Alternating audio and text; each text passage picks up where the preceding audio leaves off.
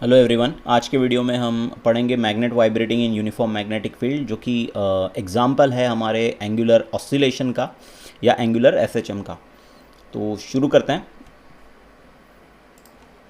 तो सबसे पहले हम कंसिडर करेंगे यहाँ पर एक्स वाई जेड एक्सिस, जिसकी हमें सबसे ज़्यादा यहाँ पे ज़रूरत पड़ेगी। तो कुछ इस तरीके से, okay, let me draw in somewhere over here.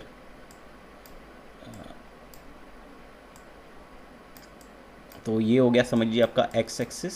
Okay, ये हो गया हमारा वाई एक्सिस और यहाँ पे हो गया हमारा Z axis. Okay, X Y और जेड। तो समझ लीजिए यहाँ पे हमारी जो मैग्नेटिक फील्ड है उसकी जो डायरेक्शन है वो कुछ इस तरीके से है। वो है हमारे एक्स वाई प्लेन में। तो ये हो गया एक्स और ये हो गया वाई। तो ये जो प्लेन है ये है हमारा एक्स वाई प्लेन। तो हमारा जो मैग्नेटिक फील्ड है, समझ लीजिए, वो है हमारे एक्स वाई प्लेन में। तो ये हो गई हमारी मैग्नेटिक फील्ड बी। ओके, तो अगर आप इस फील्ड में फील्ड का ये जो प्लेन है हमारा, यहाँ पे किसी मैग्नेट को रखते हैं। ओके, ये हमने यहाँ पे हमारा मैग्नेट रखा। ओके, ये हो गया हमारा नॉर्थ पोल। ओके, और ये हो गया हमारा साउथ पोल। और इस मैग्नेट के नॉर्थ और साउथ पोल से जो लाइन इंटरसेक्ट होगी, ओके, या इसको इंटरसेक्ट करेगी, इसे हम कहते हैं एक्सिस ऑफ मैग्नेट। जो ग्रीन लाइन है यहाँ पर ये दिखा रही है, जो कि हमारे नॉर्थ और साउथ पोल से आर पार जा रही है या फिर उनको इंटरसेक्ट कर रही है, इसे हम कहते हैं एक्सिस ऑफ मैग्नेट। तो जब कभी भी हम किसी मैग्नेट को मैग्नेटिक फील्ड में रखेंगे, मैग्नेटिक फील्ड के प्लेन में रखेंगे, तो क्या होगा कि हमारा जो मैग्नेट का जो एक्सिस है तो वो पैरेलल रहेगा मैग्नेटिक फील्ड की डायरेक्शन को। Okay, that's a natural phenomena. Okay, magnet हमेशा, मैग्नेट किसी भी मैग्नेट को आप अगर मैग्नेटिक फील्ड में रखोगे तो जो भी मैग्नेटिक फील्ड की जो भी डायरेक्शन है उसी डायरेक्शन को पैरेलल रहेगा आपके मैग्नेट का एक्सिस। तो यहाँ पे वही दिया हुआ है कि अगर आपने कोई बार मैग्नेट, उसको फ्रीली सस्पेंड किया, उसको लटका दिया वहाँ पे, जो कि फ्रीली वहाँ पे घूम सकता है, तो ऐसे बार मैग्नेट को आपने फ्रीली सस्पेंड किया। ओके, ऐसे plane of uniform magnetic field. Okay, आपने उस मैग्नेट को सस्पेंड किया उस प्लेन में जहाँ पे यूनिफॉर्म मैग्नेटिक फील्ड है। ओके, तो आपका जो मैग्नेट है वो हमेशा इक्विलिब्रियम पोजीशन में स्टेडी पोजीशन में उसका जो एक्सिस है वो हमेशा पैरेलल रहेगा डायरेक्शन ऑफ मैग्नेटिक फील्ड। तो बस वही चीज़ दी हुई है पहले पैराग्राफ में। अब यहाँ पर हमको एंगुलर ऑसिलेशन के बारे में पढ़ना है। तो समझ लीजिए, आपका जो मैग्नेट है उसकी इनिशियल पोजीशन कुछ इस डायरेक्शन में थी। ओके, ये हो गया, समझ लीजिए, आपका मैग्नेट। तो ये होगी उसकी इनिशियल पोजीशन। ओके, ये होगी इनिशियल पोजीशन। अब आपने क्या किया, आपके मैग्नेट को आपने थोड़ा सा घुमा दिया। ओके, तो घुमा देना मतलब अगर आपका मैग्नेट रोटेट हो रहा है तो उसका मतलब वहाँ पे कोई ना कोई एक्सिस ऑफ रोटेशन रहेगा। तो यहाँ पे जो एक्सिस ऑफ रोटेशन रहेगा आपके मैग्नेट का, ओके, वो रहेगा परपेंडिकुलर आपके मैग्नेट की लेंथ को, ओके, या फिर इस मैग्नेटिक फील्ड को, या फिर उस प्लेन को जो कि जिसके अंदर आपकी मैग्नेटिक फील्ड है। तो कौन सा एक्सिस रहेगा वो, आपका जो भी एक्सिस रहेगा वो पैरेलल रहेगा आपके जेड एक्सिस को। तो ये जो एक्सिस है इसके अराउंड आपका मैग्नेट क्या होगा, रोटेट होगा। ओके, तो ये जो जेड एक्सिस है वो यहाँ पे दिखा रहा है उस एक्सिस की डायरेक्शन जो कि जिसके अराउंड आपका मैग्नेट रिवॉल्व होगा या रोटेट होगा या फिर ऑसिलेट होगा या फिर एंगुलर ऑसिलेशन परफॉर्म करेगा। तो ये हो गया वो एक्सिस। ओके, ये हो गया आपका वो axis. Okay, that's a Z axis, nothing but. Okay, तो अब आपको क्या करना है, आपको आपके मैग्नेट को थोड़ा सा टिल्ट करना है। ओके, कुछ इस तरीके से। ओके, ये हो गया, समझ लीजिए, आपका मैग्नेट थोड़ा सा टिल्ट कर दिया। ये नॉर्थ है। ओके, ये साउथ है। ओके, तो यहाँ पे ये नॉर्थ हो जाएगा और ये साउथ, और ये हो गया आपके मैग्नेट का एक्सिस। तो आप देख सकते हैं यहाँ पर कि जो इनिशियल पोजीशन है आपके मैग्नेट की, उसके साथ आपके मैग्नेट को जब आपने थोड़ा सा एंगुलर डिस्प्लेसमेंट दिया तो यहाँ पे एक एंगल बना। ये एंगल हो गया theta. That will be the angular displacement of your magnet. ये आपके मैग्नेट का एंगुलर डिस्प्लेसमेंट हो गया। ओके, तो आपने यहाँ पे भी आप देख सकते हैं कि ये इस इनिशियल पोजीशन ये हुई, फिर आपने अपने मैग्नेट को क्या कर दिया, थोड़ा सा टिल्ट कर दिया, ओके, थोड़ा सा मूव कर दिया, थोड़ा शिफ्ट कर दिया उसको, या फिर रोटेट कर दिया थ्रू एंगुलर डिस्प्लेसमेंट थीटा। तो उसके बाद क्या होगा कि जब आप अपने इस मैग्नेट को क्या करोगे, थोड़ा सा एंगुलर डिस्प्लेसमेंट करोगे इसका, थोड़ा सा इसकी ओरिजिनल पोजीशन से उसको छोड़ दोगे, तो आपका जो मैग्नेट है वो यहाँ पर ऑसिलेट होगा। ये कभी इसका ये एंड है ये इस तरफ जाएगा, ये एंड इस तरफ जाएगा, ओके, फिर कुछ देर बाद ये एंड जो है वो इस तरफ आएगा और ये एंड इस तरफ जाएगा। तो इस तरीके से आपका जो मैग्नेट है वो कुछ इस तरीके से क्या होगा, ऑसिलेट होगा या फिर एंगुलर ऑसिलेशन परफॉर्म करेगा मैग्नेटिक फील्ड के अंदर।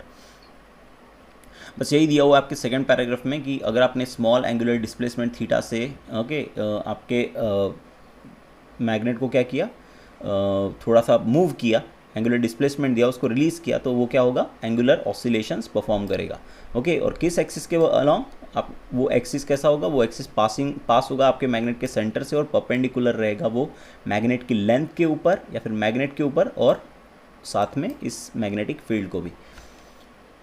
और अब समझ लीजिए कि यहाँ पे म्यू जो है ये है हमारी मैग्नेटिक डायपोल मूवमेंट। तो मैग्नेटिक डायपोल मूवमेंट क्या होता है, मैग्नेटिक डायपोल मूवमेंट में हम समझ लीजिए कि ये आपका मैग्नेट है। तो आप सभी को पता है कि मैग्नेट क्या करता है, अट्रैक्ट करता है चीज़ों को मीन्स दूसरे मैग्नेट्स को, okay.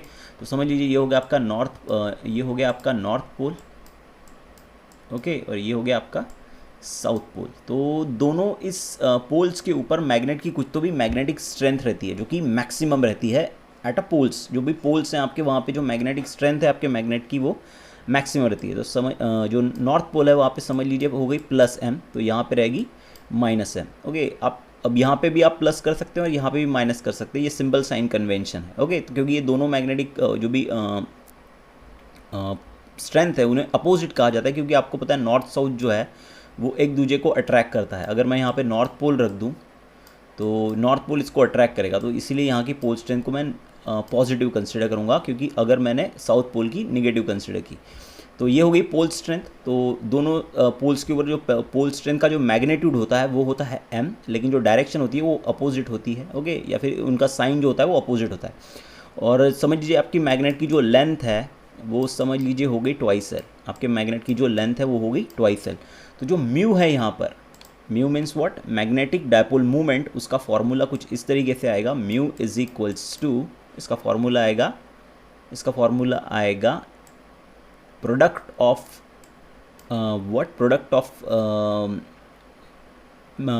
Product of the pole strength, okay, product of the magnitude of the pole strength at any pole. तो हम प्रोडक्ट लेंगे किसका, आपकी जो भी मैग्नीट्यूड है आपकी पोल स्ट्रेंथ का, उसका जो कि है m यहाँ पर, और इसको मल्टीप्लाई करेंगे हम आपके मैग्नेट की लेंथ के साथ। तो ये हो गया हमारा मैग्नेटिक डायपोल मूवमेंट। तो magnetic dipole is nothing but a product of pole strength as one of the pole and the length of the magnet. और यहाँ पे B है, समझ लीजिए मैग्नेटिक फील्ड। इन सारी चीज़ों के बारे में, जो भी मैग्नेटिक डायपोल मूवमेंट है या मैग्नेटिक पोल है, इनके बारे में हम आने वाले चैप्टर्स में पढ़ेंगे, ओके। तो आपको बस यहाँ पे ध्यान देना है कि आपका जो मैग्नेट की जो मोशन है यहाँ पर वो एंगुलर ऑसिलेशन है। तो अब क्या होगा, in deflected position the restoring torque acting on the magnet that tends to bring the magnet in bring the magnet to its equilibrium position, okay, that torque is। तो जो आपका जो मैग्नेट है, जब आप उसको डिफ्लेक्ट करोगे मैग्नेटिक फील्ड में, तो क्या होगा, उसके ऊपर रिस्टोरिंग टॉर्क एक्ट होगा जो उसको फिर से उसकी इनिशियल पोजीशन में लाने की कोशिश करेगा। हम कल ही एंगुलर ऑसिलेशन के बारे में पढ़ा हुआ है आपने। तो वहाँ पे हमने देखा था कि जैसे लीनियर ऑसिलेशन में रिस्टोरिंग फोर्स होता है, तो यहाँ पे रिस्टोरिंग टॉर्क होता है। तो जैसे ही आपने अपने मैग्नेट को डिफ्लेक्ट किया, ओके, कि एंगल थीटा से, तो क्या होगा, उसके ऊपर रिस्टोरिंग टॉर्क एक्ट होगा जो कि उसको फिर से उसकी इनिशियल पोजीशन में लाने की कोशिश करेगा। तो उसका जो फॉर्मूला है उसके मैग्नीट्यूड का, वो है ये formula, okay. That's the formula of what, torque acting on the magnet, okay, which is oscillating inside a magnetic field. तो यहाँ पे टॉ इज इक्वल्स टू आएगा mu B into sine theta, that's a formula, okay. You have to by heart it for now, okay. इस equation को हम derive करेंगे आने वाले चैप्टर्स में। तो यहाँ पे थीटा जो है वो है स्मॉल, थीटा की जो वैल्यू है वो है यहाँ पे स्मॉल, क्योंकि थीटा हमने यहाँ पे बोला है कि theta is nothing but angular displacement. तो थीटा को हम एंगुलर डिस्प्लेसमेंट तभी बोल सकते हैं जब थीटा हमारा स्मॉल रहेगा। तो अगर थीटा की वैल्यू अगर स्मॉल है तो that sine theta is equals to what, sine theta is equals to theta. तो बस हमारा जो ये ऊपर का फॉर्मूला है इसे मॉडिफाइड करेंगे, हमारे टॉर्क का फॉर्मूला हमें मिलेगा जो कि आएगा tau is equals to mu B into theta. यहाँ पे म्यू है हमारा मैग्नेटिक डायपोल मूवमेंट, बी है मैग्नेटिक फील्ड स्ट्रेंथ जो कि मैग्नेटिक फील्ड, ओके, या फिर मैग्नेटिक फील्ड स्ट्रेंथ भी बोल सकते हैं उससे, और थीटा, और यहाँ पे थीटा है हमारा एंगुलर डिस्प्लेसमेंट हमारे मैग्नेट का। तो तो ये हो गया हमारा टॉर्क का इक्वेशन नंबर 1। अब टॉर्क का और एक इक्वेशन हमें पता है जो कि है tau is equals to I alpha, जो कि मूवमेंट ऑफ इनर्शिया चैप्टर में हमने पढ़ा था, ओके। तो यहाँ ऊपर में एक चीज़ दी हुई है, एक चीज़ जो कि आपको ध्यान में रखनी है कि अगर क्लॉकवाइज एंगल से अगर हम जा रहे हैं तो हमारा एंगुलर डिस्प्लेसमेंट थीटा है, ओके। तो जो भी रिस्टोरिंग फोर्स एक्ट होगा हमारे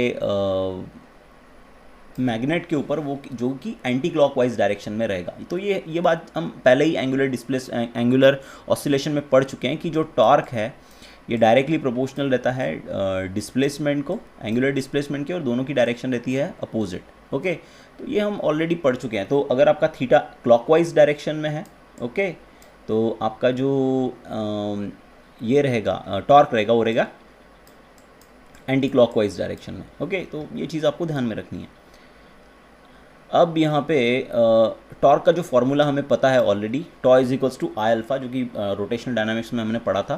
तो यहाँ पे आई है movement of inertia of the bar magnet और अल्फा है यहाँ पर एंगुलर एक्सेलरेशन। अब हमें टॉर्क के दो फॉर्मूले हमारे पास है, एक ये हो गया tau is equals to mu B theta और tau is equals to I alpha. अब दोनों इक्वेशन की राइट हैंड साइड को हम इक्वेट करेंगे तो हमारा कुछ इस तरीके से फॉर्मूला आएगा, I alpha is equals to minus mu B theta. तो इसके हम अल्फ़ा का फॉर्मूला बनाएंगे, ओके। तो अल्फ़ा का फॉर्मूला आएगा alpha is equals to minus mu B upon I into theta. तो अब अगर आप इसे देंगे हम इक्वेशन नंबर 3। अगर आप इस इक्वेशन 3 को ध्यान से देखें तो यहाँ पे ये म्यू जो है वो रहता है कांस्टेंट, जो भी गिवन मैग्नेट है आपका, ओके, उस गिवन मैग्नेट के लिए म्यू की वैल्यू कांस्टेंट रहती है। और यहाँ पे जो मैग्नेटिक फील्ड हमने ली हुई है वो भी कांस्टेंट है ऑलरेडी, और जो मूवमेंट ऑफ इनर्शिया रहेगा आपके मैग्नेट का फॉर अ गिवन एक्सिस वो भी कांस्टेंट रहेगा। तो यहाँ पे जो तीन फिजिकल क्वांटिटी है म्यू बी और आई, ये सारी कांस्टेंट है। तो इससे हम कह सकते हैं कि हमारा जो अल्फ़ा जो है यहाँ पे एंगुलर एक्सेलरेशन, ओके, हमारे मैग्नेट का वो डायरेक्टली प्रोपोर्शनल रहेगा, जो भी अल्फ़ा है हमारा, ओके, ये डायरेक्टली प्रोपोर्शनल रहेगा किसको, थीटा को, जो कि हमारा एंगुलर डिस्प्लेसमेंट, ओके।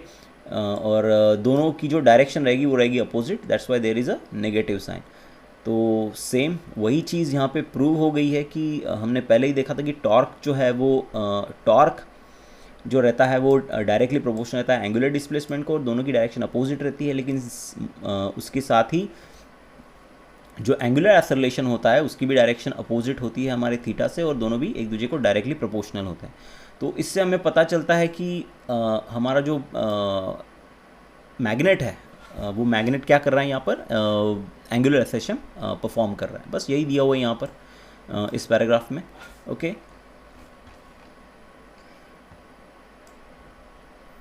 ओके, अब टाइम पीरियड का जो फॉर्मूला है, हमें टाइम पीरियड निकालना है हमारे मैग्नेट के ऑसिलेशन का, ओके। टाइम पीरियड पता चल जाए तो फ्रीक्वेंसी भी निकाल सकते हैं हम, ओके। तो टाइम पीरियड का फॉर्मूला हमें ऑलरेडी पता है एंगुलर एसएचएम का या फिर एंगुलर ऑसिलेशन का, कि 2 पाई अपॉन यहाँ पे एक्सेलरेशन पर यूनिट डिस्प्लेसमेंट की जगह, जो कि लीनियर एसएचएम में हमने पढ़ा था, एंगुलर ऑसिलेशन में होता है angular acceleration per unit angular displacement. तो हमें यहाँ पे अल्फ़ा बाय थीटा की वैल्यू फाइंड करनी है। तो जो भी हमारा इक्वेशन 3 था उससे हमने अल्फ़ा बाय थीटा की वैल्यू फाइंड की, थीटा को इस तरफ ले आए, तो हमारा जो फॉर्मूला है वो कुछ इस तरीके से है, alpha by theta is equals to minus mu B by I. अब इसे हमें मैग्नीट्यूड में लेना है तो माइनस साइन यहाँ से चला जाएगा, तो हमारे अल्फ़ा बाय थीटा का जो फॉर्मूला है that is angular acceleration per unit angular displacement, उसका फॉर्मूला आएगा म्यू बी बाय थीटा। अब इस वैल्यू को हमें पुट करना है इस इक्वेशन में। जब हम इसे पुट करेंगे ओके तो हमें कुछ इस तरीके से इक्वेशन मिलेगा, tau is equals to 2 pi under root of I mu by b. Okay, so that's nothing but the expression of time period of our magnet which is oscillating in uniform magnetic field.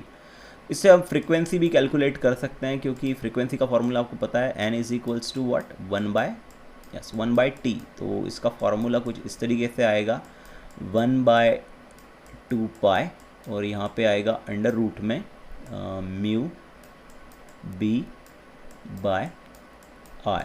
Okay, तो ये हो गया समझ frequency का formula. दोनों की units आपको पता है कि फ्रीक्वेंसी का यूनिट है हर्ट्स या फिर पर सेकेंड और टाइम पीरियड का यूनिट है सेकेंड। तो ये हो गया हमारे मैग्नेट के बारे में ओके, जो कि ऑसिलेट हो रहा है हमारे यूनिफॉर्म मैग्नेटिक फील्ड में। ओके, तो you have to remember this. So question can be asked like that, prove that the magnet the motion of an magnet in uniform magnetic field or a motion of a freely suspended magnet in a uniform magnetic field is angular SHM। तो ये पूछा जा सकता है and also derive an expression for time period, its time period। so इस तरीके का question आपको पूछा जा सकता है एग्ज़ाम में। ओके, और इसके अलावा जो और एक टॉपिक जो आपके सिलेबस में ऐड किया है महाराष्ट्र स्टेट बोर्ड ने, वो है ये free oscillation, force oscillation and resonance. इसके पहले ये टॉपिक पढ़ाया जाता था स्टेशनरी वेव चैप्टर में या फिर या स्टेशनरी वेव चैप्टर में, वहाँ पे रेजोनेंस की कंसेप्ट थी। तो और फ्री ऑसिलेशन, फोर्स ऑसिलेशन ये वहीं पे पढ़ाया जाता था, लेकिन अब इसे ऑसिलेशन चैप्टर में इन्वॉल्व किया गया है। तो चलिए देखते हैं इसे। तो सबसे पहले शुरू करेंगे हम फ्री ऑसिलेशन से कि फ्री ऑसिलेशन क्या है। तो क्या होता है कि जब भी आप किसी ऑब्जेक्ट को फ्रीली ऑसिलेट करते हो या फिर फ्रीली ऑसिलेट करते हो तो मीन्स उसके ऊपर जस्ट आपने फोर्स लगा दिया और वो body to and fro motion perform कर रही है। तो आपने बस एक बार फोर्स लगाया और बॉडी ऑसिलेट हो रही है। ओके, फॉर एग्जांपल कि जैसे आपने किसी झूले को थोड़ा सा धक्का दे दिया और वो झूल रहा है। ओके, उसका एम्पलीट्यूड भले ही डिक्रीज़ हो रहा है लेकिन वो ऑसिलेट हो रहा है वहाँ पर। तो वो जिस फ्रिक्वेंसी के साथ ऑसिलेट हो रहा है वो होती है उसकी नेचुरल फ्रिक्वेंसी। तो या फिर आपने समझ लीजिए किसी स्ट्रिंग को, कोई स्ट्रिंग है, स्ट्रेट स्ट्रिंग है, उसको टच किया, उसको प्लग किया आपने, तो वो वाइब्रेट होगा। तो आपको उसको बस एक बार ही प्लग कर रहे हो ओके, और आपने छोड़ दिया उसको, तो क्या होगा वहाँ पर, उसको एक बार प्लग करने के बाद वो वहाँ पे वाइब्रेट होगा। ओके, वाइब्रेट होगा मीन्स वहाँ पे उसकी कुछ तो भी फ्रिक्वेंसी, वो किसी फ्रिक्वेंसी के साथ वाइब्रेट होगा, तो वो हो गई नेचुरल फ्रिक्वेंसी। तो ऐसी चीज़ों को हम नेचुरल फ्रिक्वेंसी कहते हैं। ओके, तो बस यही दिया हुआ है यहाँ पे फर्स्ट स्टेटमेंट में कि if an object is allowed to oscillate और vibrate on its own okay, it does so with its natural frequency.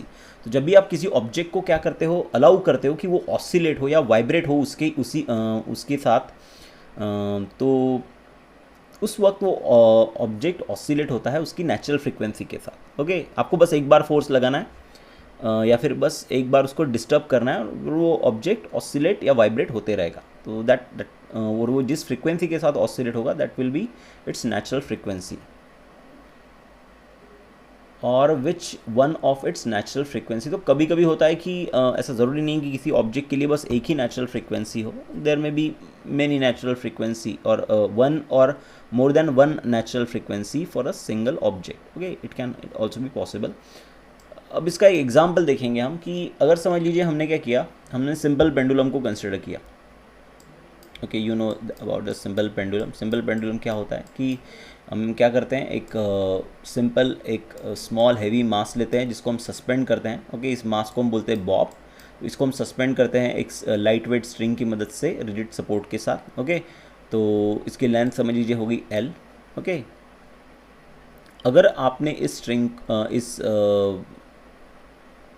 Bob को थोड़ा सा पकड़ा, उसको डिस्प्लेस किया through angular displacement theta, okay, और आपने इसको छोड़ दिया तो ये क्या होगा, वहाँ पर अपने आप ऑसिलेट होगा। तो that will be its natural frequency. तो जो भी नेचुरल फ्रिक्वेंसी रहेगी आपके पेंडुलम की, उसका फॉर्मूला ये रहेगा। ओके, हम ऑलरेडी देख चुके हैं ये फॉर्मूला, n = 1/2π√g/L। तो ये जो फ्रीक्वेंसी का फॉर्मूला है, ये हो गई आपके पेंडुलम की नेचुरल फ्रीक्वेंसी।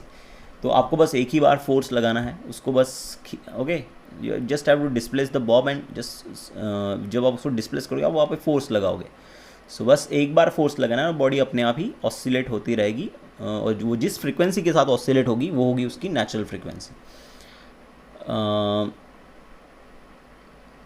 ओके, और जब हमारा जो भी पेंडुलम है, ओके, तो सिंपल सी बात है कि जब आप उस अपने पेंडुलम को डिस्प्लेस करोगे, ओके, या फिर उसको एक बार फोर्स लगा के डिस्प्लेस करोगे और छोड़ दोगे, तो वो क्या होगा, उसकी नेचुरल फ्रीक्वेंसी के साथ ऑसिलेट करेगा।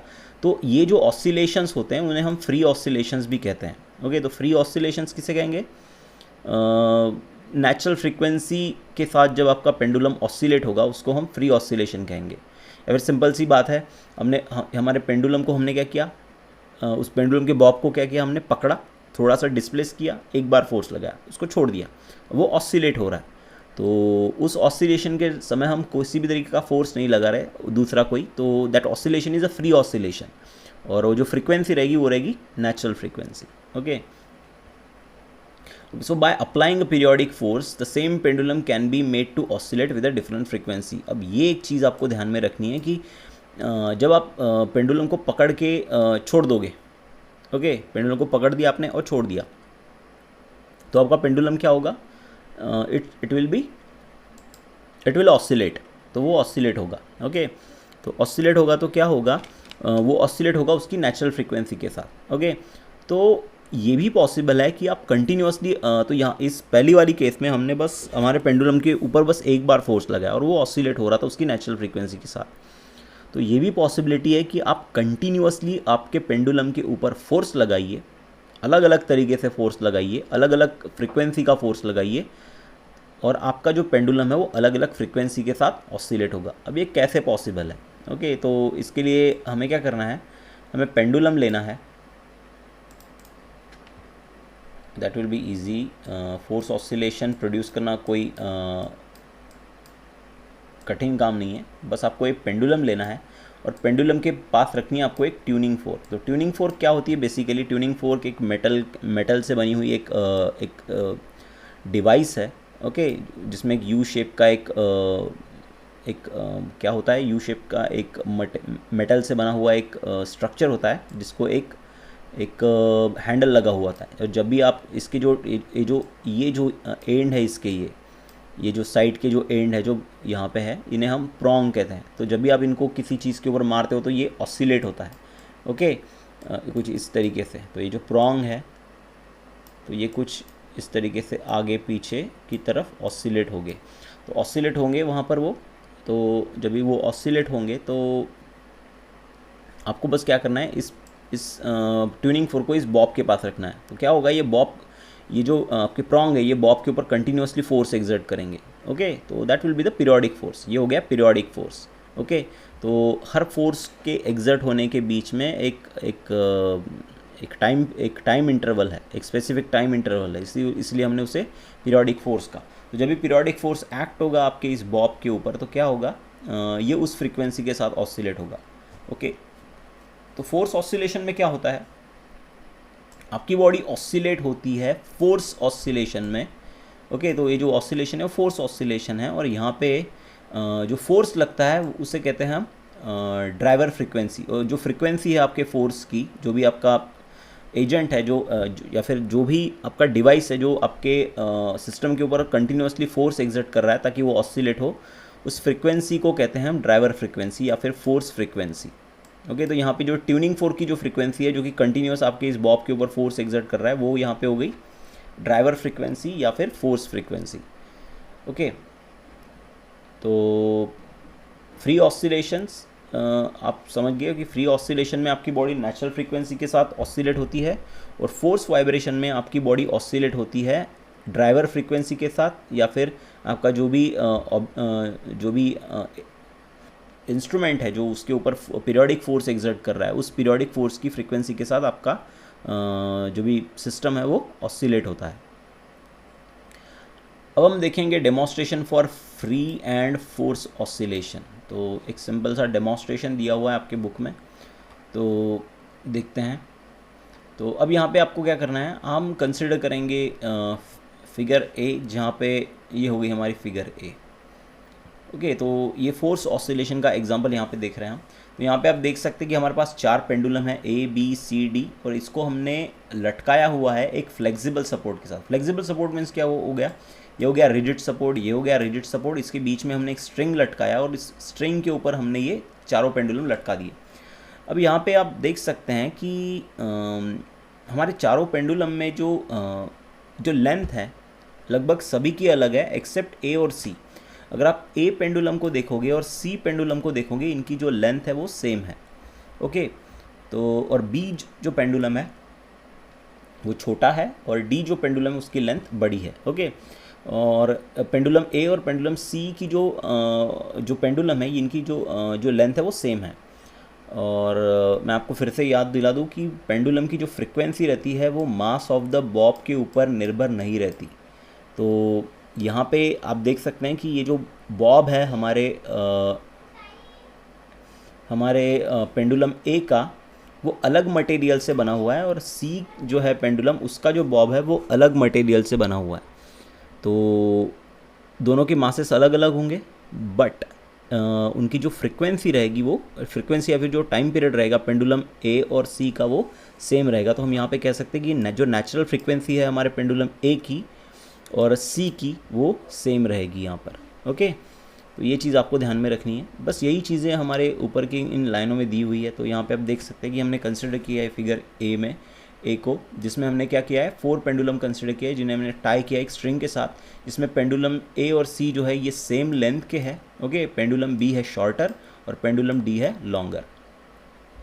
अब जो हमारा पेंडुलम ए है वो सॉलिड रबर से बना हुआ है उसका बॉब। ओके, और वो वहाँ पे ड्राइवर पेंडुलम का काम कर रहे हैं या फिर सोर्स पेंडुलम का। मतलब यहाँ पे जो पेंडुलम ए है ये इसके कारण बाकी के पेंडुलम ऑसिलेट होंगे। तो जब आप इस पेंडुलम ए को ऑसिलेट करोगे, okay, to and fro direction में, ओके, कुछ इस तरीके से, तो इसके कारण हमारे पेंडुलम बी सी और डी ये तीनों भी ऑसिलेट होंगे। तो यहाँ पे ए जो पेंडुलम है वो ड्राइवर पेंडुलम का काम कर रहा है। Okay, okay, other 3 pendulum having hollow rubber balls. Other जो पेंडुलम है वो हॉलो रबर बॉल्स से बने हुए हैं, मतलब बी सी और डी। जो ए जो है वो सॉलिड रबर बॉल से बना हुआ है। ओके, मैं पहले ही बता चुका हूँ कि जो मटेरियल जो है यहाँ पर वो डिफरेंट है ए और सी के, या फिर जो भी मास है यहाँ पर ए और सी का पेंडुलम के बॉब का, वो डिफरेंट है। Okay, as pendulum A and C having same length, their natural frequencies are same. Okay, मैं पहले ही बता चुका हूँ कि जो टाइम पीरियड है और फ्रीक्वेंसी है आपके पेंडुलम की, वो पेंडुलम के बॉब के मास के ऊपर निर्भर नहीं करती। ओके, अगर वो उसके ऊपर निर्भर नहीं रहती तो इसका मतलब क्या हुआ कि आपका जो पेंडुलम ए है, ओके, और सी है, इन दोनों की भी जो नेचुरल फ्रीक्वेंसी रहेगी वो सेम रहेगी। ओके, क्योंकि उनकी लेंथ सेम है।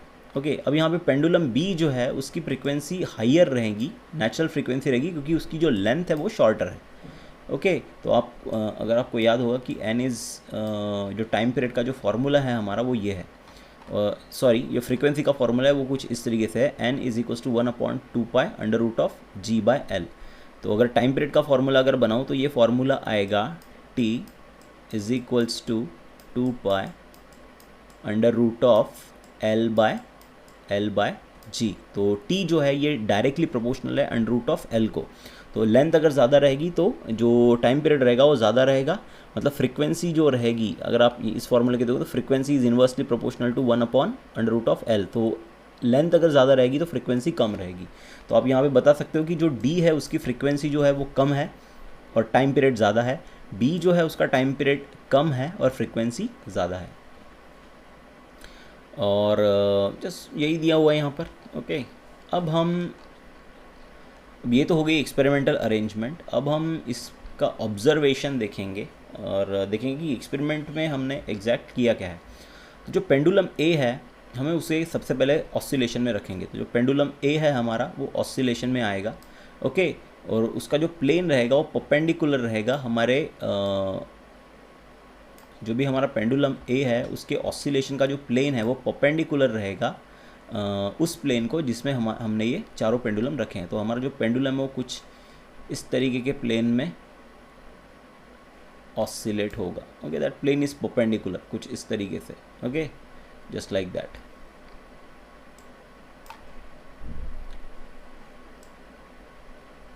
Okay. In the course of time, it will be observed that other three pendulum also start oscillating in a parallel plane. तो क्या होगा वहाँ पर जब भी आपने जब भी आप अपने पेंडुलम ए को ऑसिलेशन में रखोगे, ओके, तो क्या होगा कुछ देर बाद में आपको दिखेगा कि बाकी के 3 पेंडुलम भी ऑसिलेट होना शुरू हो गए हैं, ओके। उसी प्लेन में जिस प्लेन में आपका पेंडुलम ए ऑसिलेट हो रहा है। This happen due to the transfer of vibrational energy through the string. अब ये क्यों हो गया यहाँ पर, क्योंकि आपके पेंडुलम ए ने जो भी वाइब्रेशनल एनर्जी थी उसके पास वो ट्रांसफ़र कर दी बी, सी और डी तक। तो उसके कारण क्या होगा कि ये जो तीनों पेंडुलम है ये भी ऑसिलेट होना शुरू हो जाएंगे, ओके।